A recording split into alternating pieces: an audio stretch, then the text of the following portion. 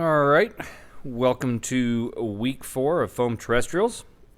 We're going to dive into some hopper action this week, so we'll get moving pretty quick. We're going to go on the bigger side of hoppers. So what we're going to be using for both this first fly and the second fly is going to be on the size 6 streamer hook, or you could use a size 6 nymph hook, or they've got like the slight curve hooks. You can use any of those. Those will all work.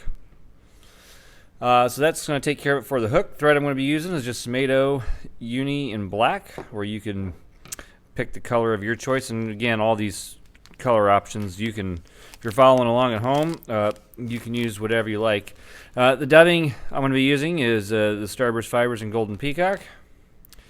And we'll start off with a few items here. Oh, my thing is all twisted there. Didn't realize I set that hook a little cockeyed in the vise when I'm looking at it. Okay, that's better. So I'm going to use just some green foam. You can use glitter green foam. You can use yellow, tan, brown, whatever color really suits you, you can use here. You can get creative.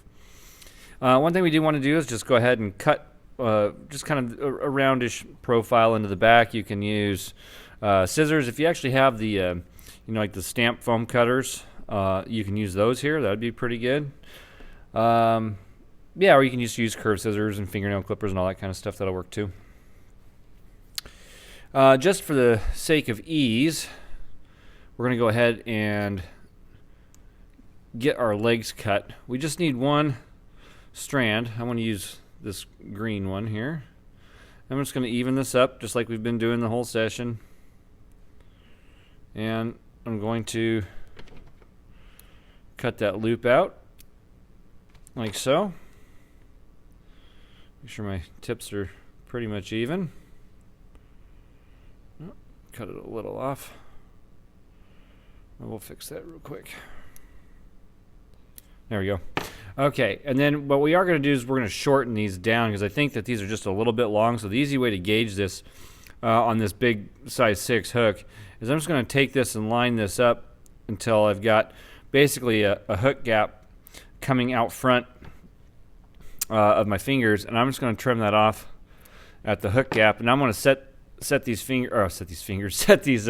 legs aside.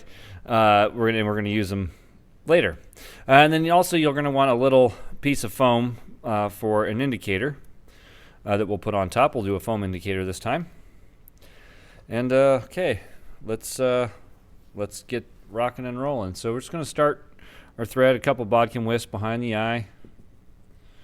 And we're just going to work this back. Once you've gone a little ways in, you can determine however far back that you feel comfortable. You can take the tag off. And we're just going to continue to put a nice underbody in.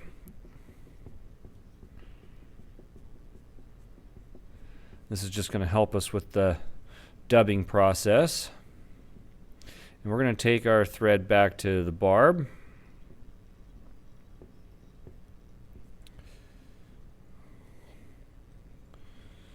Pretty close there. Okay, that's right on target. Next, we're going to move directly into the dubbing. And you can wax this up here if you like.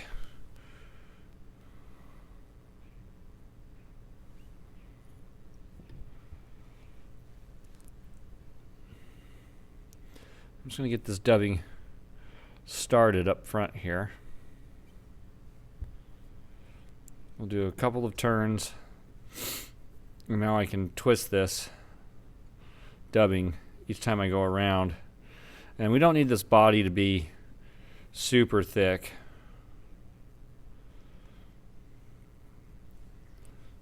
Two to three times the diameter of the shank should be plenty.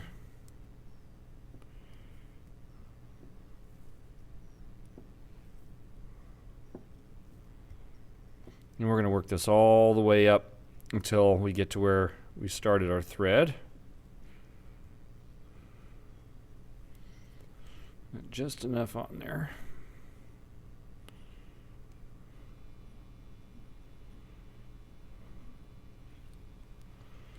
Okay. And you can clean this up a little bit if you like. This is a fairly easy hopper pattern. You can tie this down to a 14 is what I've seen the lowest in size. You just tie that on, say, like a size 14 times 2 long. You probably want that little bit extra length. Hoppers are kind of long anyway, even when they're in their smaller stages. Okay, now we're going to get this piece of foam. We're just going to lay it right on top. Now what we're looking to have happen is we want to have about a hook gap coming out past the bend on this tail. So you can measure that out if you like, and however you want to seat that, that's the way you can do it. And you just eyeball it, but it should be about like that. Hey, we're going to take a couple of loose turns over, again following our same thread line. Once you have that, just pull down, and now we can add another half dozen turns or so. Now, one of the better ways to go about this is take some super glue and rub it right on top. And we're going to hold this down. Now, as we come along with our thread, we're going to make these cross wraps on the top. We're going to make 3 of them, or in 3 sections, I should say. So we're just going to go one direction for now.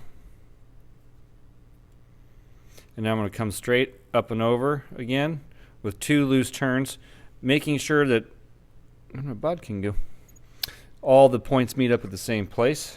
Here's one. So we want to have all these lines intersect at the same place, and I can just do that, just like so. And again, we're going to make another one. This time you can make it just a little bit smaller. Come on, foam, work with me. And a couple of loose turns around, pull down.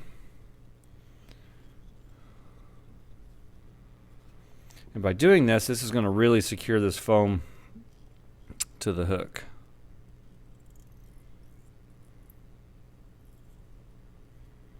Okay. Now you can leave it like this, and a lot of people do. I prefer to add just a tad bit of dubbing going across, but you absolutely don't have to do that. I don't take it diagonally. I just take it directly over those thread wraps. And this is just totally optional. It's totally not necessary for the original. So I'm just going to add just a little bit of dubbing here.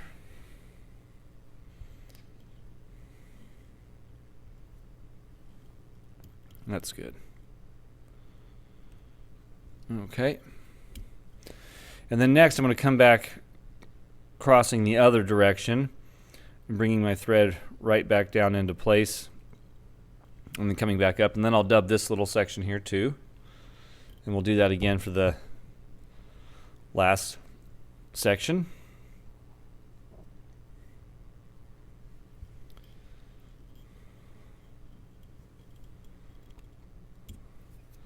And so as I come around, I'll just bring it up and over, having it meet.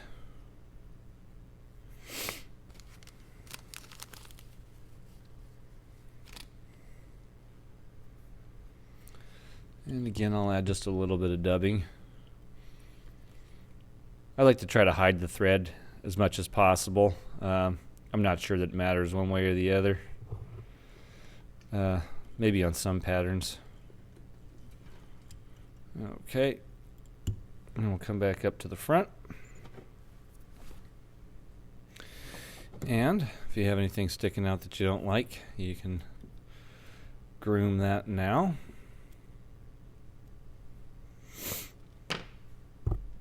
Oops, need to be up front. There we go. Okay.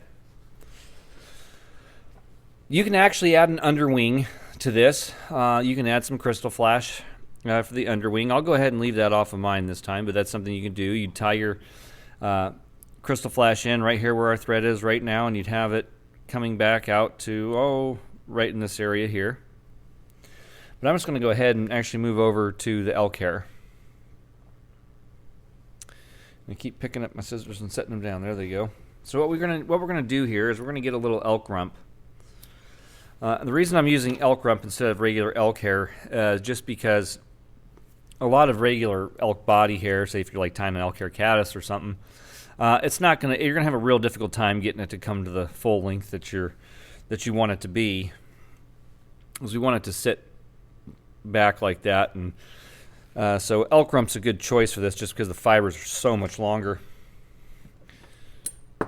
But like with any hair, what we want to do is go ahead and clean this out with a comb.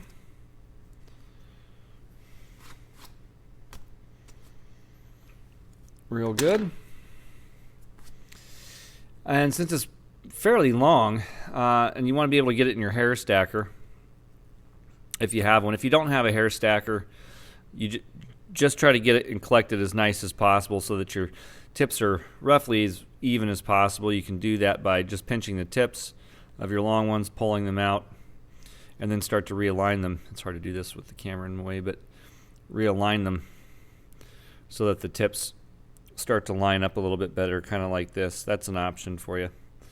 Also, or it's probably better, or a little easier anyway, if you have a hair stacker. So what I'm going to do is I'm going to measure out the distance, basically from the eye until these fibers move just past my tail, and then all this excess up front here, I'm just going to trim that out.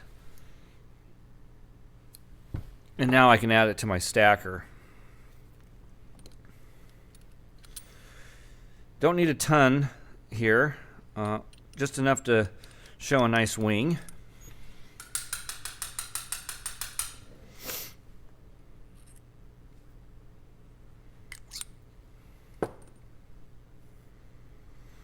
Okay, that'll be good.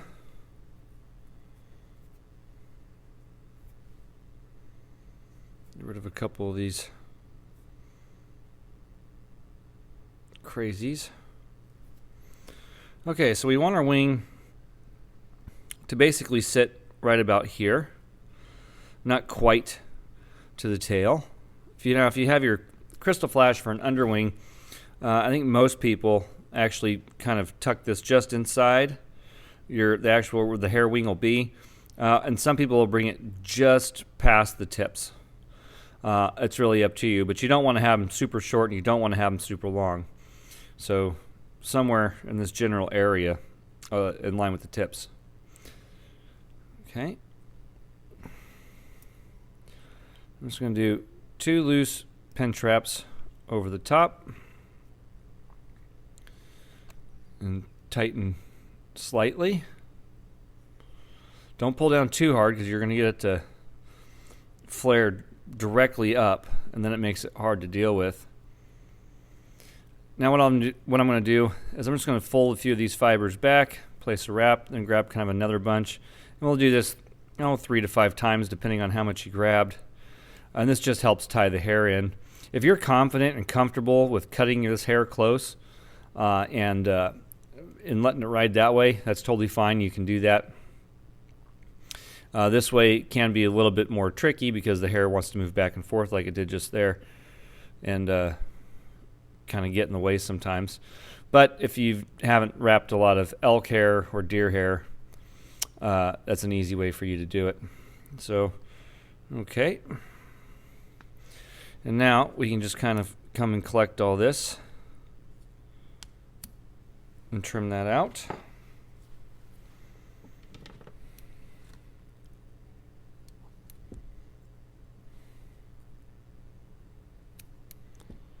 I'm going to get this fairly close.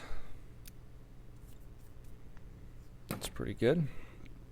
And then if you like, you can add a drop of glue right on top there and place a few more wraps in, just giving it some extra security. Kind of shape this and form it a little bit as that glue setting. You can do that just kind of by pinching it together like this, and then it should start to collect together and sit a little bit nicer for you if it flared open quite a bit, which it can do.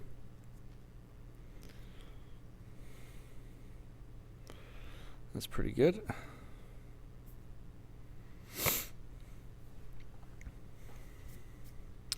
Next, what we're going to do is we're going to fold our front piece of foam over into the back. And you've got to make a determination on how far back you want this foam to sit. So we're going to leave this head kind of rolled like so to make a kind of a head shape. You can actually also, if you like, if you've got hair, say you've got hair sticking out on the sides and you can't get rid of it, you can actually dub this right here if you'd like to, just to help cover up that hair. I'll just go ahead and do it since I talked about it. But it's, again, this is not a necessary step. It's just a option that you have if you've got a few hairs sticking out there. Okay. So we're just going to roll this over and make our little head like so. And before we actually tie this down, you want to kind of determine where you want to cut this. I typically cut this right about, see, we're going to come back to about here.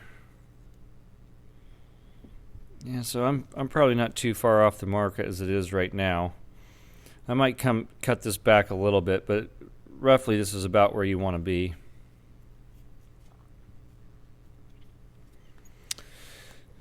And one common thing that people like to do, let's go ahead and cut this first. Now with my little, I don't know if you can see that, but if you wrap your thread gently over, you'll get a line of where you're going to want your thread to line up, and then you can kind of make a determination from there as to how much you may want to take off. Just make sure you cut it in a straight line.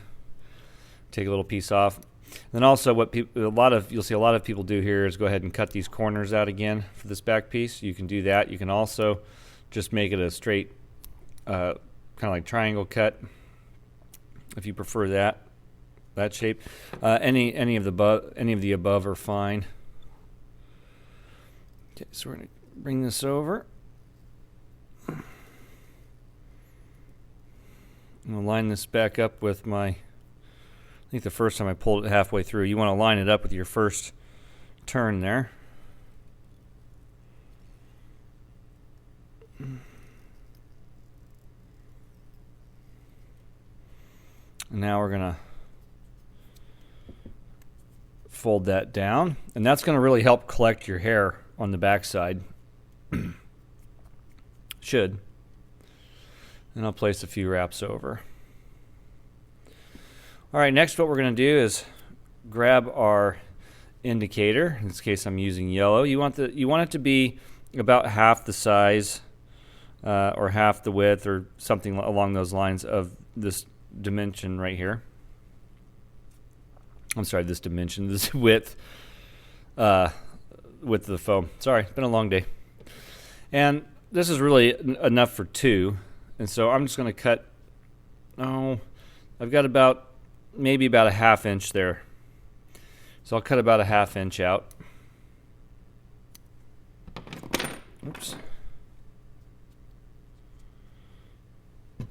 And now I'm going to go ahead and trim the one side into a little triangle. And again, you can duplicate the shapes. You can make different shapes, whatever you like to do. But I'm going to basically line that up with the back one, and then I'll take care of the front one in just a minute. So I'm just going to put that on with a couple of loose wraps, pull down, and then I can make the determination on how I want the front side to look like.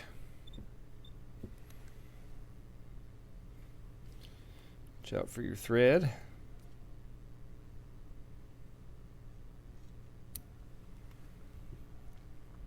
That'll be good enough.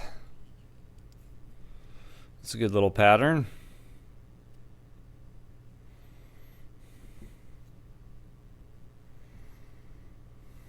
It's all right. Actually, though, I misspoke here, and I apologize. I took that thread wrap the wrong way. I didn't realize it. It comes underneath. I was like, wait a minute, I got a one-eyed jack here. There we go. No thread on the top. My bad. Sometimes I get lost in some of these patterns as I'm tying them, trying to explain other things. There we go. There we go. Now my indicator.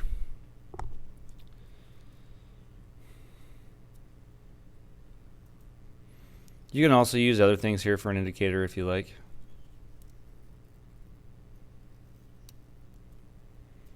There we go.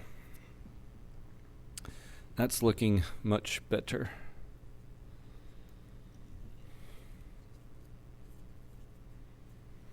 Okay, now for our legs.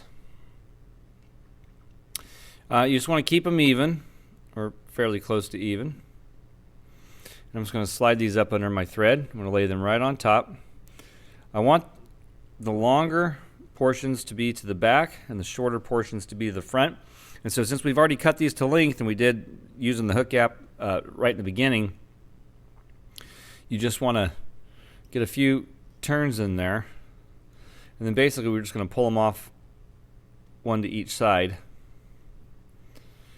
until it sits right inside that double foam piece. Now some people like to angle theirs so that the front legs are up or down, vice versa. That's totally up to you. And just put a few more turns in just to make sure it's nice and secure. And then if you like, you can go back to your dubbing. If you add the dubbing here, it's kind of like we talked about, I think it was last week, where you start adding dubbing in between your rubber legs and it can keep them forced open a little bit. And that would be the case here as well.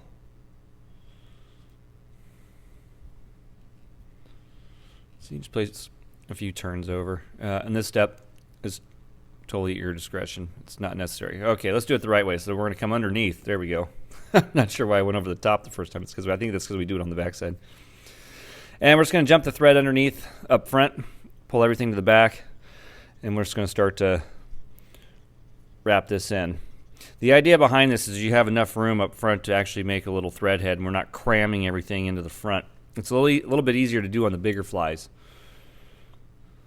or at least with the bigger hooks. And I'm just going to go ahead and wet whip this.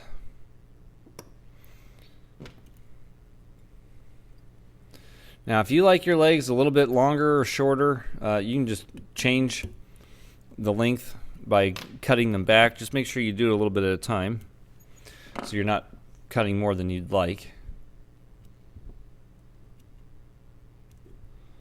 And I'll just kind of clean this up just a fuzz.